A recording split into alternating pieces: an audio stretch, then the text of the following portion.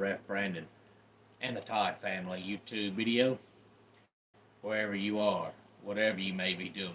Thank you so much for making Ref Brandon and the Todd Family part of your day. We always greatly appreciate it. Wanted to come on here live on this almost Sunday morning Eastern Standard Time and kind of do two videos in one. The reason why I'm doing this video so late, which by the way, if you tune in live here during the video, feel free to leave a comment down below, give the video a like, give the video a thumbs up, subscribe if you have not yet subscribed, and share the video on all social media platforms. But the reason why it's so late is because I was lucky enough to be able to get the day off of work, and my wife had plans at the church, so I've been home with the kids all day long. So I have watched football all day long, and I really haven't been able to find a good time to do the video and not miss a lot of football. But I've been watching the first half of the Cincinnati Colorado game, and I was like, well, it's late enough now that I better go ahead and do the video. Otherwise, it's going to be Sunday morning before I do it. But I'm kind of doing two videos in one because I did not do my usual high school football scoreboard report / show that I normally do with a Saturday video, because now that I do high school football on Friday nights, I get home so late and I get back up so early on Saturday mornings that about 1 o'clock this morning I was like, you know what, I ain't doing a video, I'm going to bed. So I'm going to give some high school scores, and then we'll talk some college football. Jefferson defeated Cherokee Bluff 35-7. North Gwinnett defeated Norcross 27-21. Hebron Christian defeated Franklin County 38-21. Marietta beat Cherokee 25-20. Archer 36, Heritage 13. Brookwood 43, Duluth 36, Forsyth Central 34, South Forsyth 21. Hey, Struck, glad to have you here. Lumpkin County defeated Dawson County 38-14. Moon and Star, glad to have you here. Roswell defeated Gainesville in a shootout 48-45. East Hall defeated West Hall 42-35. Habersham Central defeated Appalachia 49-14. Commerce defeats Banks County 27-10. Jackson County shuts out Loganville 31-0. Prince Avenue all over East Jackson 62-14. Oconee County shuts out Monroe area 20-0. Stevens County defeats Hart County 37-34. And Madison County defeats Walnut Grove 21-6. Hey, Mr. Beast, glad to have you here. Appreciate you tuning in on this late Saturday night or early Sunday morning, depending on where you are. Please give the video a like, give the video a thumbs up. If you have not yet subscribed, please do so. I would greatly appreciate it.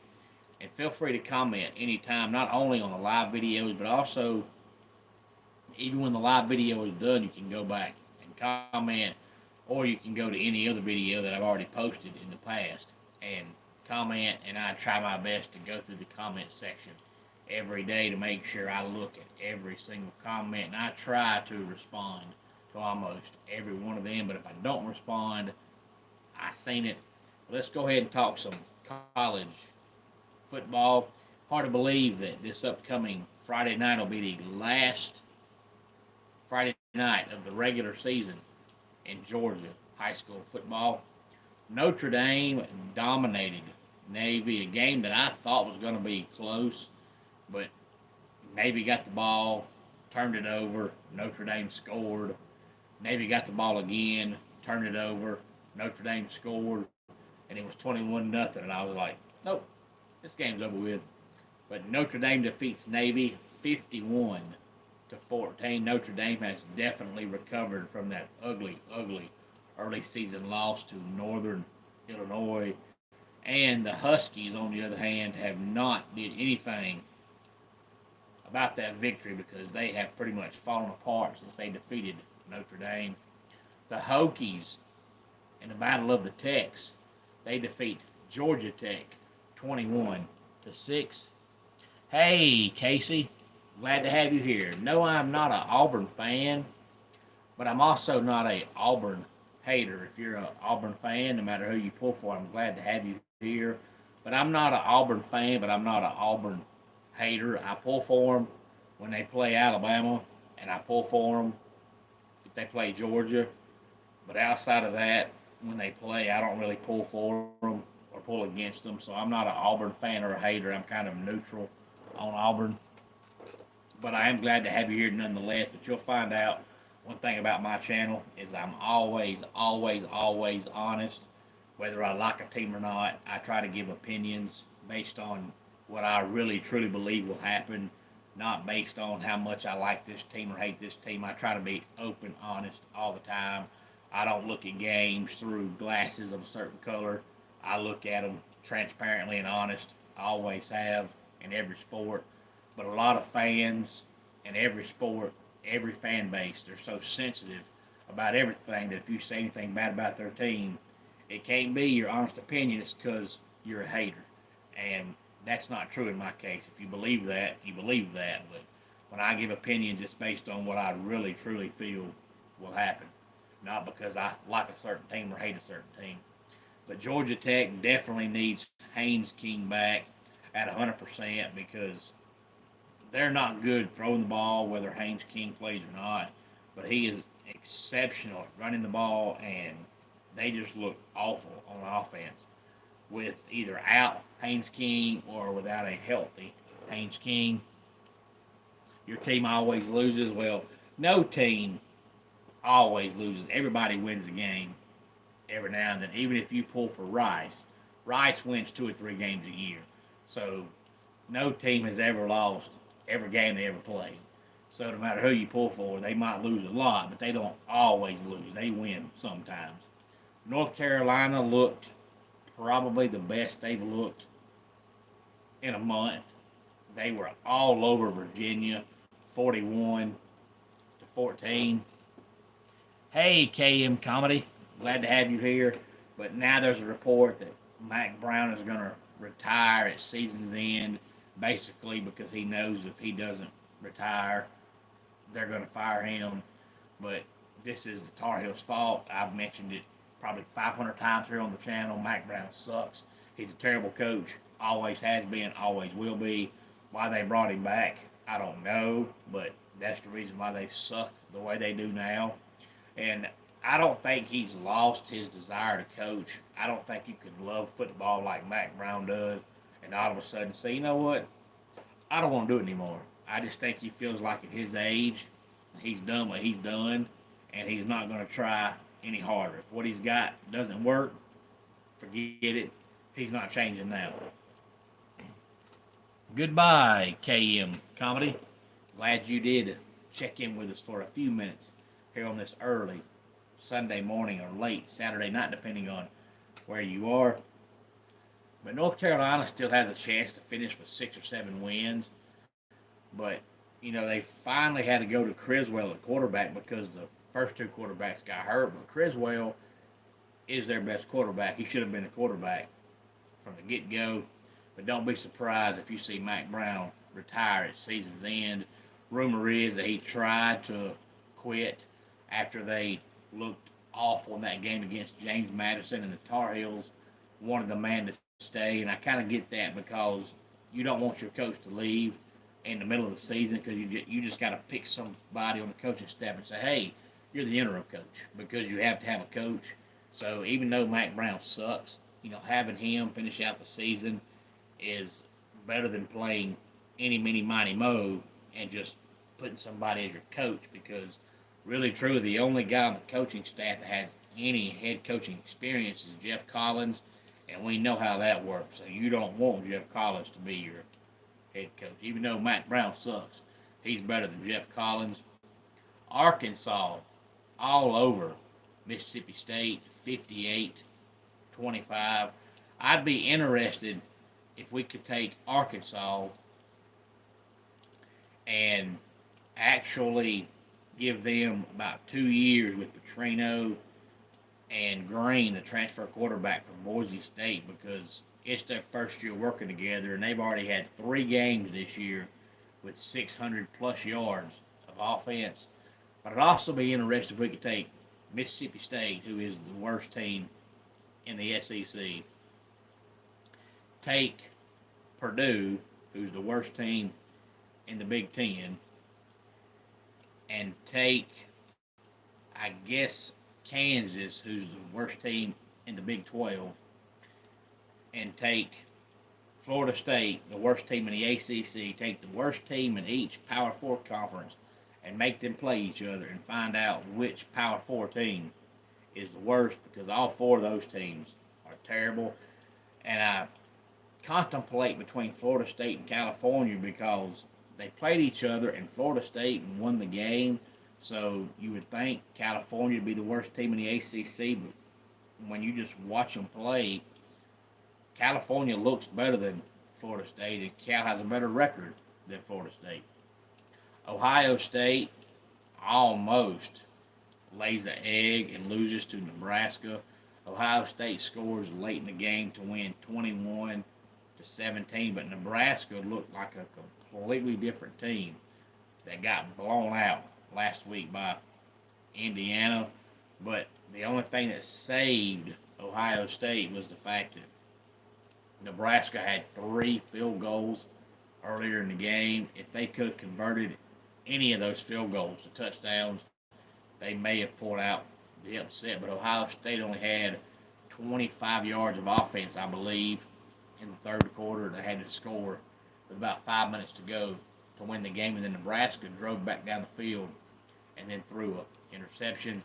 Memphis scores late in the game to defeat Charlotte 33-28, and Memphis is now 7-1, and I'm honestly surprised they're not ranked.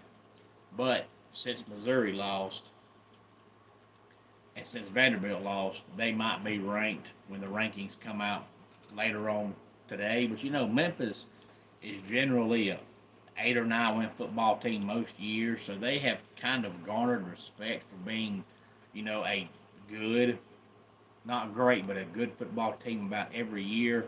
So honestly, I'm surprised that when the weekend started, they were not ranked. Usually, a Memphis team that's 6-1, they're going to be ranked. Indiana wins again. They defeat Washington 31-17. If you have not ever watched Indiana coach Curt Cignetti do a press conference or interview, I encourage you to go find one on YouTube, because the man is very confident. It almost comes across as arrogant and annoying, but at the same time, you have to respect him, because he pretty much tells you, hey, I'm a winner. And then he goes out there and coaches, and he's a winner. Ole Miss defeats Oklahoma 26-14.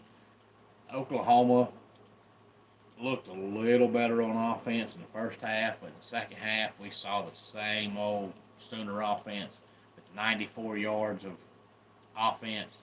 And they've gone back to Jackson Arnold for now, but neither quarterback is great, but they just have nothing. I mean, their offensive line is atrocious. They can't run the ball. They can't throw the ball. They're just pitiful on offense. Probably my second favorite team, only because I have family in the area, but I don't talk about them much because they don't win a whole lot. But Tennessee Tech picks up their 3rd win of the season. They defeat Charleston Southern 28-23. Iowa defeats Northwestern 40-14. Kirk Ferentz is now 4 wins behind Woody Hayes for the most wins ever in Big Ten play. I don't think he'll catch him this year. I don't think Iowa's going to win their last 4 games. They might, but I don't think they will. And if they do, he'll tie him. If they don't, I'm sure Kirk will come back next year and try to get that record. Wake Forest defeats Stanford 27-24. Wake Forest is now 4-4, and that means something because they were 4-8 last year, so it looks like they've made improvement from last season. I think they'll win at least one more game. But Wake Forest quarterback, of course, now is Hank Bachmeier in his 6th year. Started out at Boise State, now he is at Wake Forest, but he's got 3 brothers. You got Hank, who is the Wake Forest quarterback. He's got a brother named Tiger, a brother named Bear, and another brother with the name Buck. You can tell that's a sports family when you got kids named Hank, Tiger, Bear, and Buck. Those are all sports names. You can't have those names and not play sports. Oregon defeats Illinois 38-9 in the first about 3 games of the season. You kind of scratched your head and thought, how can Oregon have this much talent and look like doo-doo? But now, all of a sudden, they look better and better every week.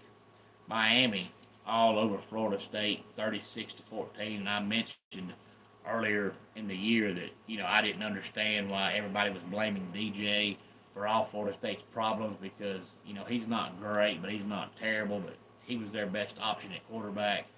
And the reason why they went and got DJ is because if they wouldn't have, their quarterback would have been Brock Glenn, who was the quarterback they used last year after Jordan Travis got hurt, and Brock Glenn is terrible. If you've got to choose between DJ and Brock Glenn, you're going to pick DJ. And they actually went to their 3rd-string quarterback against Miami, and he can run the ball, but Florida State, they can't block, they can't run, their defense sucks. They just have nothing. And I always talk about, things I got right, making my early season projections. Well, I'm going to go out and say Florida State I was wrong on. Now, I wasn't as wrong as most people thought they were a top 10 team. I never believed that. I never thought that. But I did say I thought they were still good enough to win, 7, maybe 8 games. They're going to win maybe 2. I mean, nobody thought this team would be this bad. They are absolutely hideous. I mean, absolutely awful.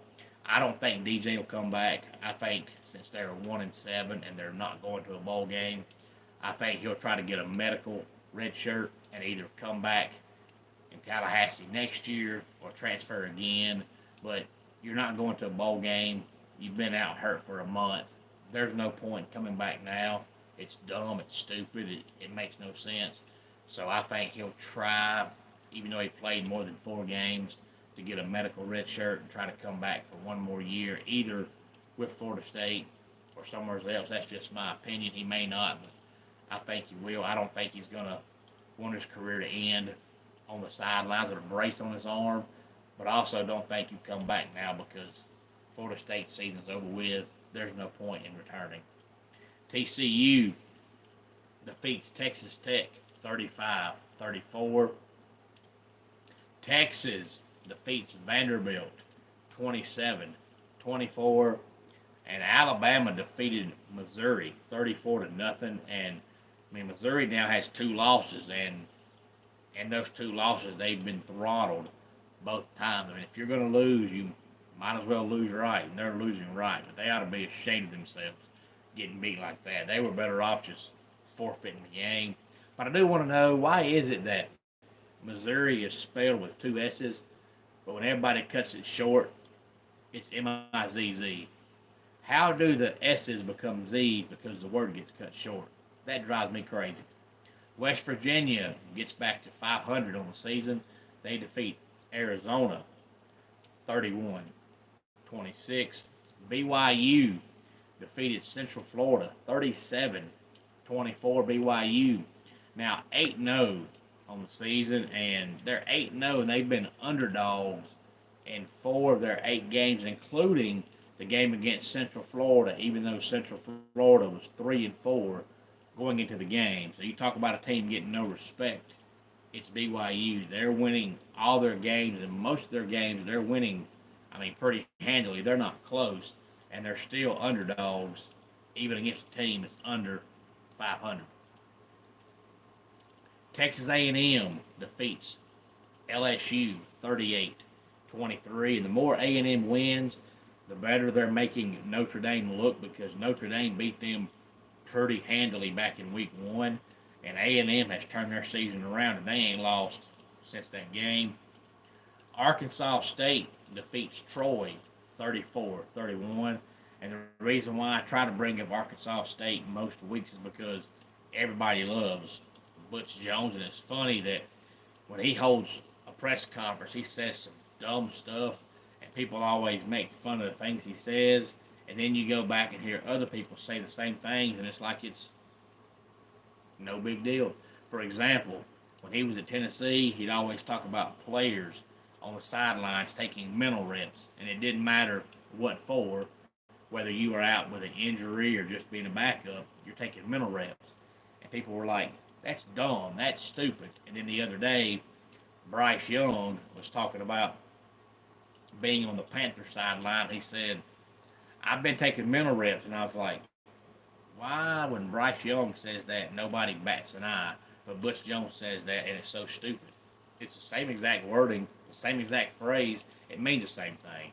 But for whatever reason, when Butch Jones says stuff, everybody remembers it. Hey, Stu, glad to have you here. No, at this current time, we do not have any pets. We had a dog, but we no longer have that dog. Michigan finally gets back on the winning track. They defeat one of their arch rivals, Michigan State, 24-17.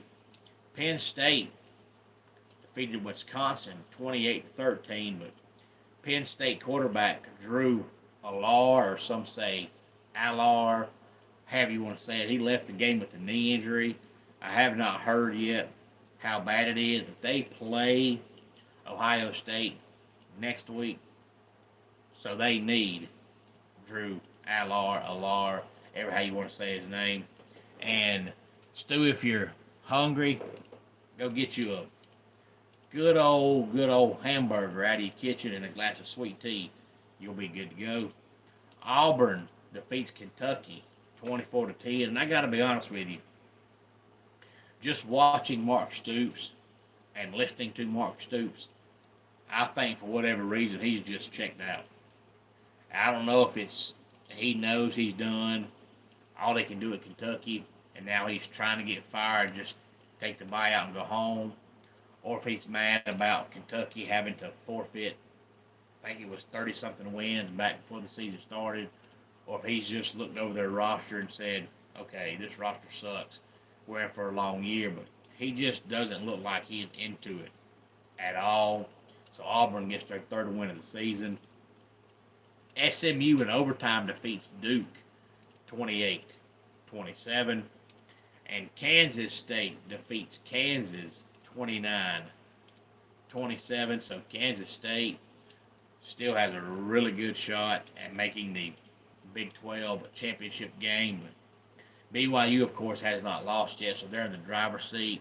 But Kansas State only has the one loss. And then you have the two teams playing right now, Cincinnati and Colorado, that both have a good shot. So the Big 12 race is probably going to come down to the final weekend of the season.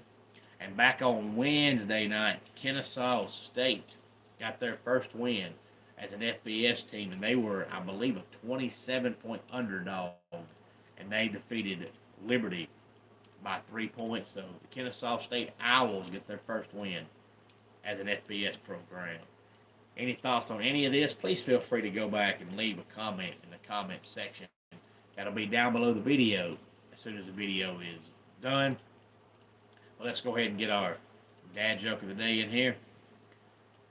I asked my daughter, why did you eat my potato skins? And she said, Daddy, they are so appealing. And that does it for today's Ref Brandon and the Todd Family YouTube video. Until next time, it's Ref Brandon saying, just like in pro wrestling, life can be over by the count of three. Tell your friends and family how much you love them. Bye.